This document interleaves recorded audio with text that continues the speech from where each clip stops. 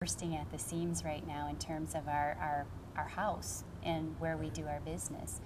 And so the economic stimulus monies that are coming into us will really help us with being able to upgrade our facilities and hopefully expand in some cases so that we can hire more people and actually provide more services.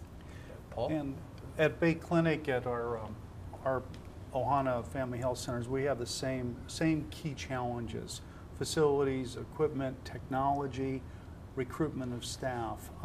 We're also feeling some impact of the economic issues even within amongst our staff, where spouses are unable to get employment. So we have individuals leaving the Big Island. So that is a real challenge for recruitment. But the stimulus funding that has been granted thus far, I think, will assist us in moving forward. In the absence of that, we will not be able to address the growing demand, and that's going to be real critical, as we've discussed. Richard? And similarly, space. And we keep taking over more and more space and where we were. and everyone teases me because they are there one day and then they come 2 weeks later or 3 months later and we've taken over more space. So when something becomes available, I just take it because I know we're going to need it. So we've opened our second site. We're looking at another couple of other locations. So we're looking to expand. Some of the stimulus money includes some capital improvement dollars, and we look to put that in there. We just got some funding for seeing the uninsured because, again, with the economic condition, they know it's going to increase. They gave us some additional funding to provide the enabling services to provide those care.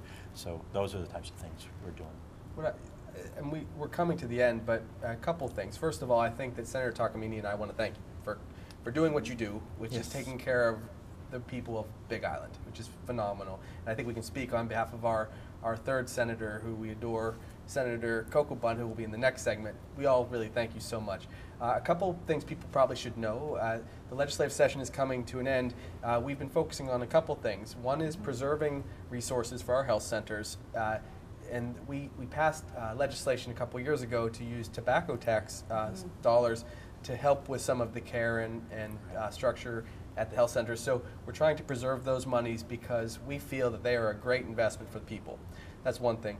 The other thing that we've been engaged in is reforming the healthcare hospital system to even further collaborate with the health centers and increase reimbursements that way. That's Senate Bill 1673. But without dwelling on those political points, I think that we would like to ask you in the audience, if you can, contact these individuals. Contact Hamakua Health Center, Bay Clinic, the West Hawaii Community Health Center. Ask to talk to these executive directors and see how you can pitch in a volunteer capacity, financially, whatever you can offer as a citizen, because I do think they're doing what we need in our communities. Great. Any last words, Senator? No, except our gratitude for the critical role that you play on the Big Island. And I think this collaboration, is hopefully at a beginning stage that can grow and get stronger. And thank you. Thank you. Thank you.